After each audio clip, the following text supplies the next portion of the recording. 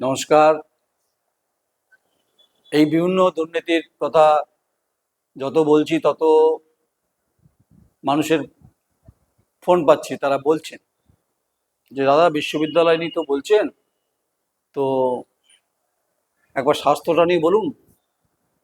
তো আমি বললাম যে ফোনেই তাকে বললাম যে স্বাস্থ্য নিয়ে এত বড় স্ক্যাম আছে আমার কাছে, তাতে হিলে যেতে পারে আকাশ পর্যন্ত।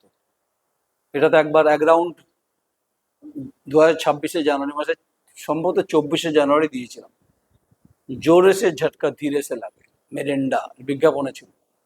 তো জোরে সে ঝটকা ধীরে সে লাগে যখন হয়েছে, তখন আমি স্বাস্থ্যের একটা বিরাট বড় ফাইল ওপেন করে দেওয়া উচিত করব আমি।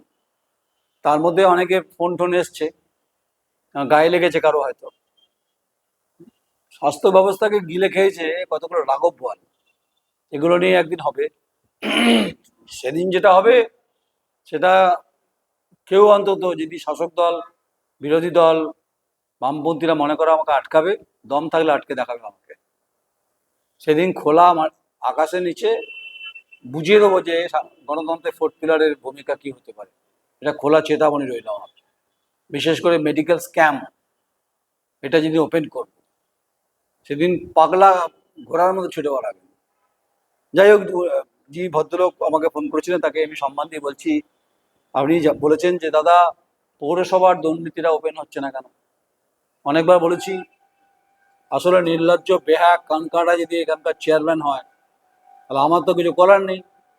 আর যে দেখবেন যারা নির্লজ্জ বেহায়া কানকাটা হয়, শব্দগুলো খারাপ, মাফ করবেন তো বলছি, এরা মাছের বাজারে ভেতর দিয়ে যাবে। আসলে পয়সা এদের কাছে নেশা, দুর্নীতি এদের কাছে পেশা, আর পার্টিটা হচ্ছে যে প্যাশন, মানে ব্যানার, শখে পার্টি করে। তাই বর্ধমান পৌরসভার যে ইতিহাস, সে মানে এটাকে আপনি দ্বিখণ্ডিত কোনো উপন্যাস করতে পারেন, বা আপনি মাঝারি গল্প আকারে নিতে পারেন। প্রতিটি কাউন্সিলরের সঙ্গে খোকন দাসের সেটিং ছিল। প্রত্যেকটা ওয়ার্ডের কাউন্সিলর 1 নম্বর থেকে 35 নম্বর ওয়ার্ডে এক সমস্ত পুকুর, জলা জমি অর্ধেক বাঁকা বুঝিয়ে দিয়েছে। আর বহু জায়গায় উইদাউট প্ল্যান ছাড়া চেয়ারম্যানের সঙ্গে গল্প করে, খোকন দাসের সঙ্গে সেটিং করে, ওই পৌরসভার নিচে খোকন দাস বসতেন, সাদা স্করপিও আসতো, আর কাউন্সিলর আসতেন সেখানে। নিশ্চয়ই তাদের অনেক খাপতন্ত্র ছিল, মেশিন ছিল, সেই মেশিনে ঢুকে যেত টাকা, ঢুকে যেত টাকা। তো লুকোবার কি আছে, ব্যাপারটাই বলে দিচ্ছি। তাই 1 থেকে 35 যত কাউন্সিলর আছে, প্রত্যেকের বিরুদ্ধে দুর্নীতির অভিযোগ আছে। বিভিন্ন ক্ষেত্রে ইট বালি সিমেন্ট, খাপতন্ত্র, কার্নিস, কালভার্ট, নিকাশি ব্যবস্থা, পয়প্রণালী, মেনটেনেন্স, সব ক্ষেত্রে দুর্নীতি করেছেন এই কাউন্সিলররা। আর ভাগ নিয়েছেন খোকন দাস, আর ভাগ পেয়েছেন চেয়ারম্যান। আপনি সাধু, বাকিরা সবাই চোর। আপনার এই বৃদ্ধ বয়সে আপনাকে এই কথাগুলো শুনতে হচ্ছে। বলছে শহরে মানুষ বলছে, আপনি যতই এমএলএ কে নিয়ে বসে থাকুন, আপনি এখানে ওনাকে কিছু দিন না কেন গিফট। তা আপনার দুর্নীতি কারনামাও কিন্তু মানুষ জানতে চাইছে। তাই বর্ধমান শহরে যেগুলো উঁচু উঁচু বাড়ি হয়েছে না, সেই উঁচু উঁচু বাড়ি, উঁচু উঁচু টাকাও হয়েছে। সব খোকন দাস বিভিন্ন সময় ছাড়পত্র দিয়েছেন। তিনি ভাবেননি তিনি এভাবে চলে যাবেন, তিনি এভাবে তার নৌকাডুবি হবে। তিনি তো চাঁদ সওদাগরের বাজরায় বসেছিলেন এবং ভেবেছিলেন এটা চলবে, মানে স্রোতের সঙ্গে সঙ্গে চলবে। জনতা যে উল্টে দিয়েছে উনি বুঝতে পারেননি। তাই বিপুল সাম্রাজ্যের বালি, কয়লা, সমস্ত থেকে ইট বালি সিমেন্ট, ওর ছেলের আবার ব্যবসা আছে, ভাই দাদার আবার ব্যবসা আছে। তাই এবং হচ্ছে প্রতিটি জায়গা থেকে শহরের আনাচে কানাচে যতগুলো বহুতল নির্মাণ, পুকুর ভরাট, এবং তার যে সাপ্লায়ার হয়েছিল, তা খোকন দাসের পরিবারের লোকেরা সাপ্লাই দিয়েছে মেটেরিয়ালের ক্ষেত্রে। এখানেও পয়সা।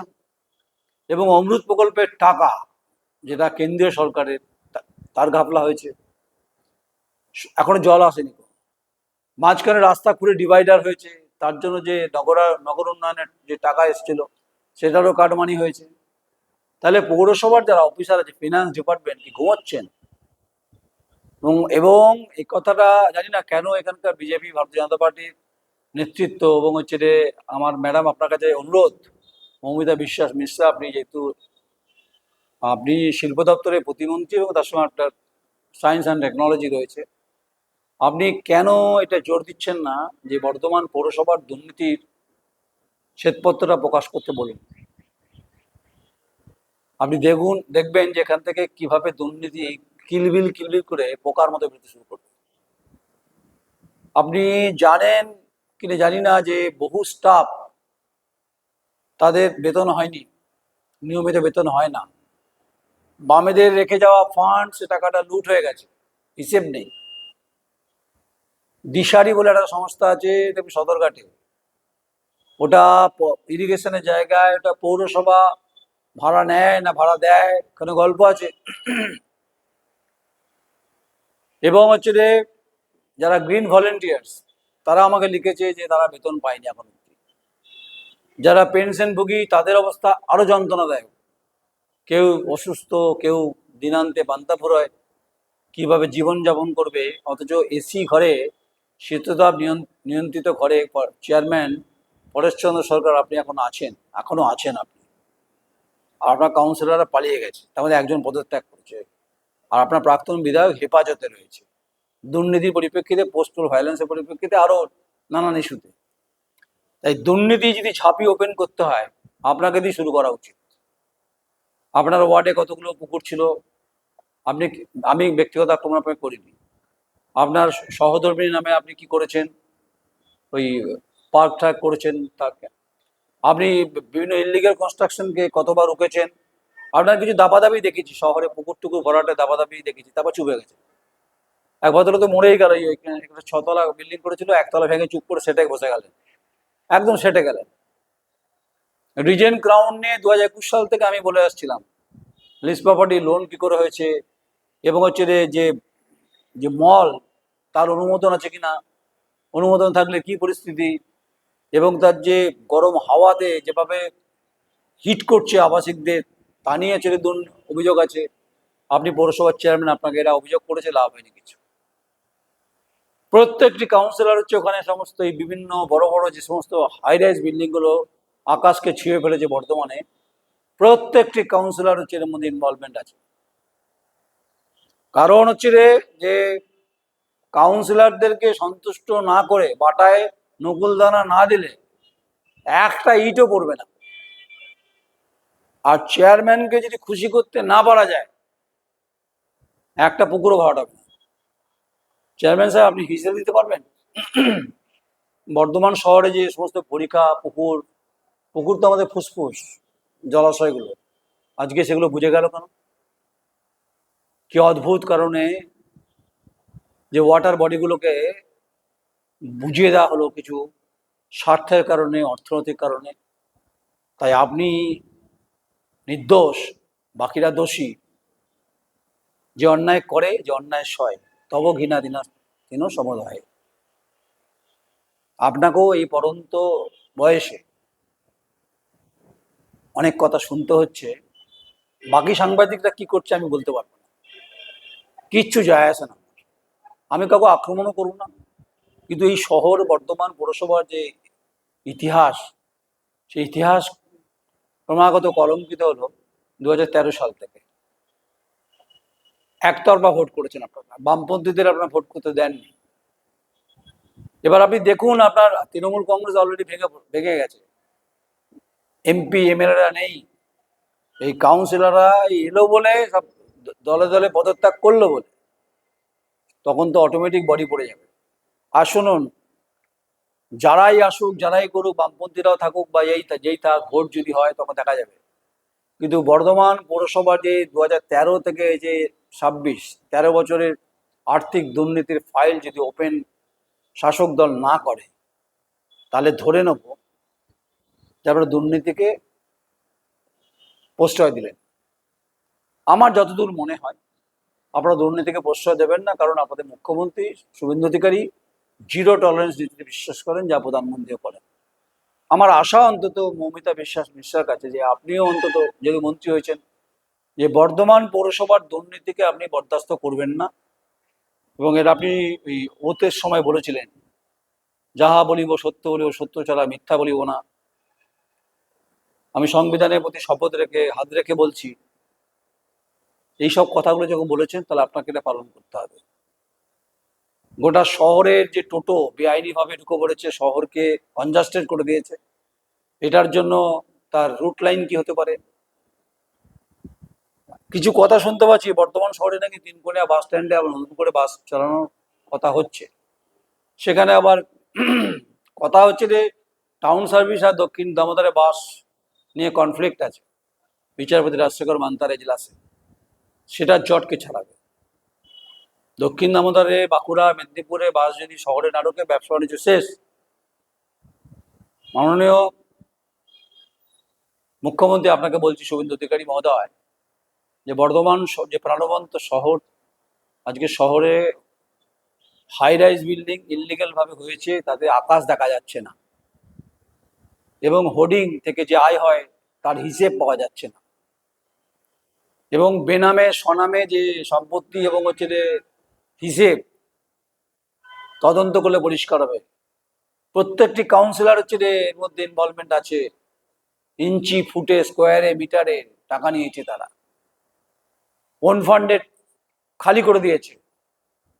তাই আপনারা যখন এই এলো বলে পদত্যাগ সম্পর্ক এলো বলে গণতান্ত্রিকভাবে যখন নির্বাচন হবে, এই যারা 13 বছর মানে 2013 থেকে 26 13 বছর যারা দুর্নীতি করে শহরকে কলঙ্কিত করলেন, পৌরসভাকে যারা শেষ করলেন, ধ্বংসাবশে নিয়ে গেলেন, হরপ্পা মহেঞ্জোদারোর মতো পরিস্থিতি তৈরি করে শহরকে খুঁড়ে অমৃত প্রকল্পের জল যাবে, হকার উঠিয়ে দিলেন, তাদের জন্য বুক কাপেরি।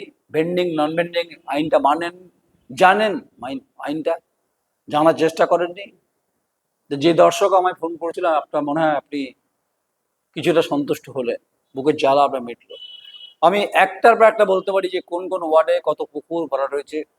হয়তো অনেকে বলবেন, অনেকে কমেন্টস করবেন, আপনি দেখবেন আপনি কি চেয়ারম্যান, আপনি কি ঘুরেছেন? না ঘুরলে আমি বলতে পারি। আমি অনেকের উদ্দেশ্যেই বলি বারবার, গোটা দেশ গোটা রাজ্য জুড়ে কাজ করার অভিজ্ঞতা থেকেই কথাগুলো বলছি। আমি যখন কোনো কথা বলবো, তথ্য ছাড়া তো বলবো না। আমি তো কথা বলছি যে সুডা প্রকল্পে সুডা ট্রেনিং প্রাপ্ত ছেলেমেয়েরা চাকরি পায়নি, বার করে দেওয়া হয়েছে।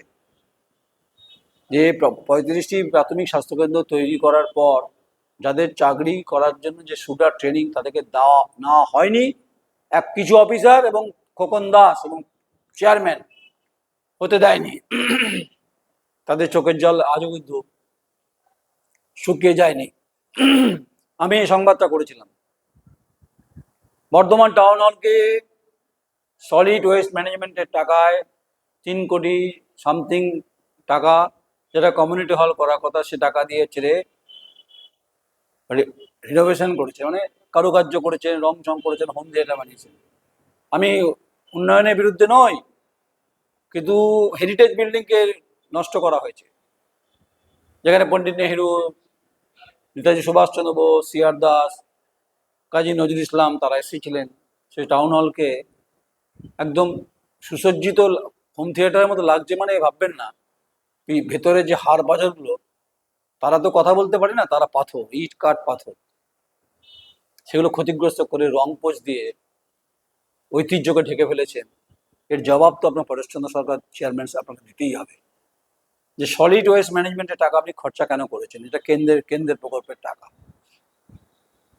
আপনার যে নিয়োগ প্রক্রিয়াতে আপনার ভাইপো সহ খোকন দাসের আত্মীয় স্বজনরা চাকরি পেয়েছিল, তাদের বাণীপীঠ স্কুলে এক হেডমাস্টার, তিনি পরীক্ষা নিয়েছিলেন।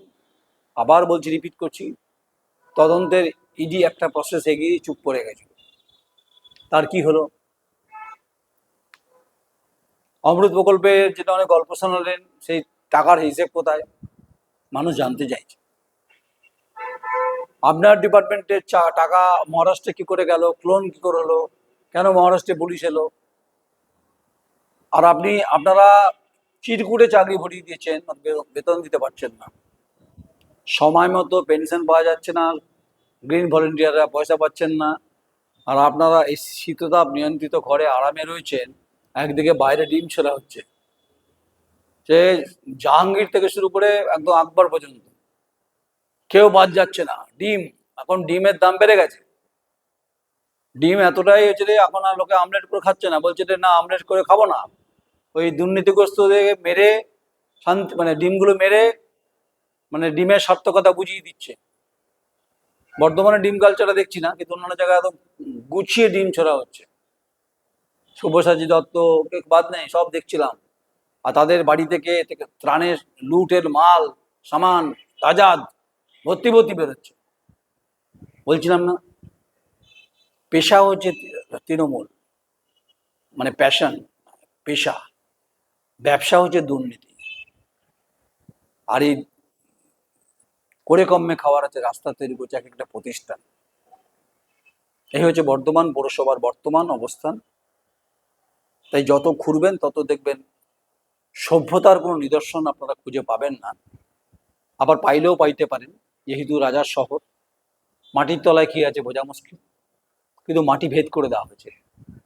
ওই যে মাটির জলস্তর, যে যে আমাদের যে মাটির যে গভীরতা, যেখানে এতটা বড় বড় হাই রাইজ বিল্ডিং হয়েছে, যে ওয়াটারকে যেভাবে ভূগর্ভের জল এবং ভূগর্ভকে যেভাবে থ্রেট করা হয়েছে, এটা তো নন টেকনিক্যাল, কথাবার্তা বোঝে কম।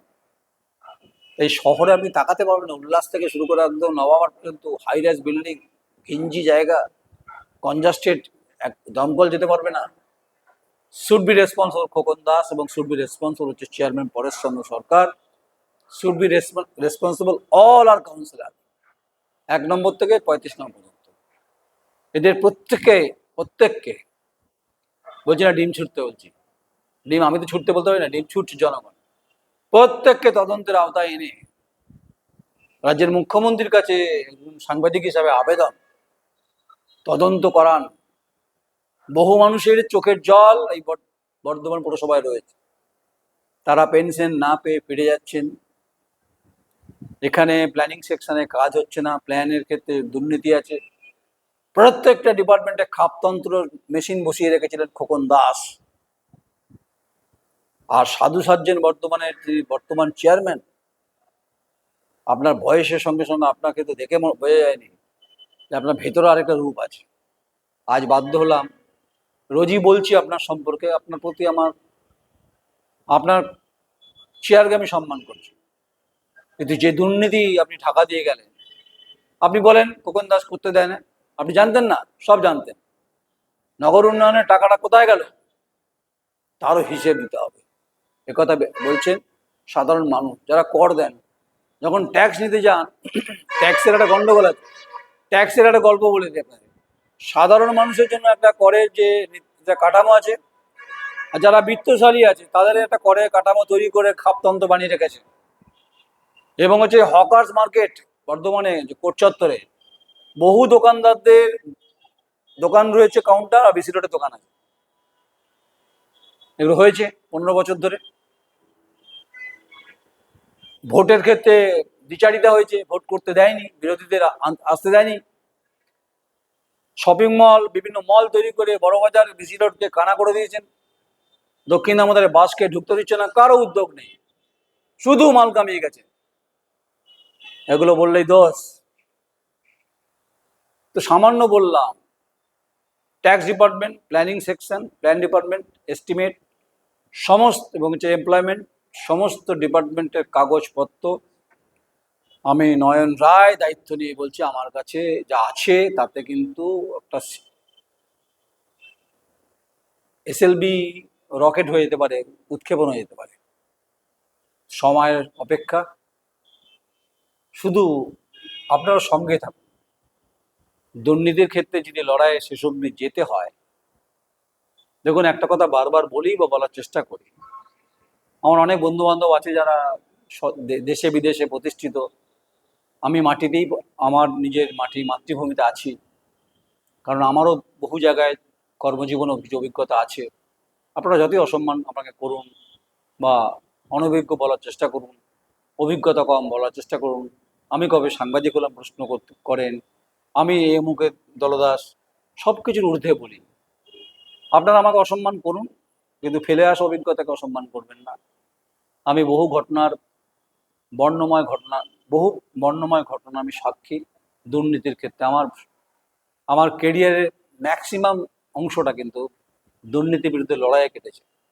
আমি দুর্নীতিমুক্ত সমাজে ঠিকে নিইনি, কিন্তু আমার ভালো লাগে, ইনভেস্টিগেটিভ জার্নালিজমটা করতে ভালো লাগে। তাই আস্তে আস্তে আমারও বয়স বাড়ছে, আপনাদের প্রত্যেকে ধৈর্য হারাচ্ছেন। তো চেষ্টা করবো আস্তে আস্তে নিউজ থেকে এবার নিজেকে সরিয়ে একটা অন্য কোনো বিষয়ে ভাবনা চিন্তা, যেখানে আবিষ্কারক মানে যেখানে গবেষণামূলক কোনো কাজকর্ম করা, ইতিহাসের প্রতি কিছু কাজকর্ম করা, এবং কিছু পর্যটন শিল্পের উপরে বা পর্যটন যেগুলো ট্যুরিজম সেক্টর ডেভেলপ তার উপর কাজ করা, এবং কিছু আনরিভিল স্টোরি নিয়ে কিছু কাজ করার ইচ্ছা আছে। অবশ্যই আনরিভিল স্টোরির মধ্যে বর্ধমান পৌরসভা আছে। আপাতত সংবাদে আছি, সংবাদ ছাড়ছি না, সেটা যখন ছাড়বো নিশ্চয় আপনাদের জানিয়ে ছাড়বো। তবে যেদিন ছাড়বো অনেক কথা বলে ছাড়বো। তাই কারা কারা খুঁটেছেন, কারা কারা আঘাত করেছেন, পেন দিয়েছেন, আঁকিবুকি কেটেছেন আমাকে নিয়ে, সবাইকে নিয়েই বলবার আজ এই পর্যন্ত থাক। তাই আক্রমণ যখন করবেন ভেবেচিন্তেই করবেন। ফিঙ্গার আউটটা বা ফিঙ্গার ইন বা ফিঙ্গার আউট বলে কথা আছে, কিন্তু বর্ধমান পৌরসভার দুর্নীতির কথা বলতে গিয়ে একটু আবেগতাড়িত হয়ে পড়লাম। আসলে না, I am not emotional, I am professional journalist. এটা বাস্তব সত্য, আমি একদম পেশাদার সাংবাদিক। কিন্তু তার মাঝেও জীবনে কিছু বোধ থাকে, যখন কখনো তাকিয়ে দেখতে হয় পিছনে ফেলে আসা মুহূর্তটা, যে কি কি করেছিলাম আর কি কি করতে হচ্ছে আর কি কি দেখতে হবে। একটা সরকার 15 বছর দুর্নীতিতে আকণ্ঠে নিমজ্জিত হয়ে গেল, পাঁকে ডুবে গেল, বেকার ছেলে মেয়েরা চাকরি পেল না, কন্ট্রাকচুয়াল চাকরি, পৌরসভার দুর্নীতি, ফাইল পত্র এদার ওদার, যে যার মতো করে ছিটে কোন ফান্ড থেকে শেষ করে দিয়েছেন। তাই পরেশবাবু, আপনাকে মনে রাখবো আমি, আপনার এই পৌরসভার পতন আমি দেখব, গণতান্ত্রিকভাবেই দেখব। আমি তো পতন, কিন্তু জানি তো সাংবাদিকের বড় ভূমিকা থাকে। এখন আপনি আমাকে গালবন্ধ করলেও আমার কিছু যায় আসে না। আপনি আমার বন্ধুবর, ঠিক আছে, থাকতেই পারেন, কিন্তু বর্ধমান পৌরসভার দুর্নীতির ফাইল তো ওপেন পরপরই হবে। এবং অনেকে অভিযোগ করে বলছেন, দাদা এখানে শালবল্লা পুঁতেছে, ওখানে খুঁটি পুঁতেছে, দাদা এখানে পুকুর ভরাট করছে, দাদা ওখানে বিল্ডিং হচ্ছে, কোনো প্ল্যান নেই। কি করে আটকাবেন আপনি? মাথা পর্যন্ত দুর্নীতিগ্রস্ত, তা নিচে পচন ধরবেই। বা যদি গোড়াতেই আপনি যদি গলদ থাকে, ওপরটা তো খারাপ হবেই। এই খোকন দাস সেই পচনশীল বর্জ্য পদার্থ, আর এই বর্জ্য পদার্থগুলো হচ্ছে কাউন্সিলরগুলো, চেয়ারম্যানের কি দোষ আছে? সবাই যখন চুরি করছে, তিনি কি হাঁ করে দেখবেন নাকি? তিনি কি শ্রী শ্রী ঠাকুর রামকৃষ্ণ পরমাংশ দেব নাকি? তার জীবনে শখ সাধ নেই? তাই তবে ফল ভুগতে হবে। সময় খুব গুরুত্বপূর্ণ পরেশবাবু, এটা মনে রাখবেন। কিচ্ছু করার নেই, যেতেই হবে। যেতে যেতে অনেক কথা বলে যাবেন, হয়তো আমার সঙ্গে আপনার দেখা হবে না, আমি দেখা করবো না আপনার সঙ্গে। ভালো থাকবেন। কিন্তু বর্ধমান শহরকে এই আপনার আমলে এবং স্বরূপ দত্তের আমলে কলঙ্কিত হয়েছে আর্থিক দুর্নীতির প্রশ্নে, তা কোনোভাবে সম্মান আপনাদের প্রতি আমার থাকবে না। এটা বাস্তব, কথাগুলো বাস্তব, যা বললাম সেটাও বাস্তব। কমেন্টস করবেন, মতামত দেবেন। অনধিকার চর্চা আমি করি না, অনধিকার চর্চাকে প্রবেশও করতে দিই না। তাই প্রচুর আঁকিবুকি কাটাকাটি হয়েছে, এবার মনে হয় থামা উচিত। আসুন সবাই হাতে হাত ধরে লড়াইটা করি দুর্নীতির বিরুদ্ধে। হয়তো আমি একা পারবো না, এটা ঠিক, বাস্তবসম্মত। তাই সম্মিলিত মিছিল, আওয়াজ, স্লোগান, যেখান থেকে এক বুক নিঃশ্বাস নিয়ে বলতে পারি আমরা দুর্নীতিমুক্ত সমাজ চাই, তা বর্ধমান দিয়েই শুরু হোক না। পারবো না আমরা? নিশ্চয়ই পারবো। যারা সাংবাদিকগুলো তারা যদি চেষ্টা করেন, যদি সমাজ জীবন চেষ্টা করেন, যদি ছাত্র সমাজ চেষ্টা করেন, আমি আপনাদের সামনের সারিতে থাকবে, দায়িত্ব নিয়ে বলতে, আমি পালিয়ে যাব না। তাই শাসক দলকে বলছি, যদি বর্ধমান পৌরসভার ফাইলের বা দুর্নীতি ক্ষেত্রে কোথাও যদি একটু গড়িমসি হয়, আমি কিন্তু আমার ভূমিকায় উত্তীর্ণ হব, বা যে ভূমিকা আমাকে দেখেছেন সেই ভূমিকায় থাকবে, টোন কমবে না কখনো। আর ডোন্ট কম্প্রোমাইজ পলিসি, তাতে যা হবে দেখে নেবো আমি সেটা। নমস্কার, আমি নয়ন রায়।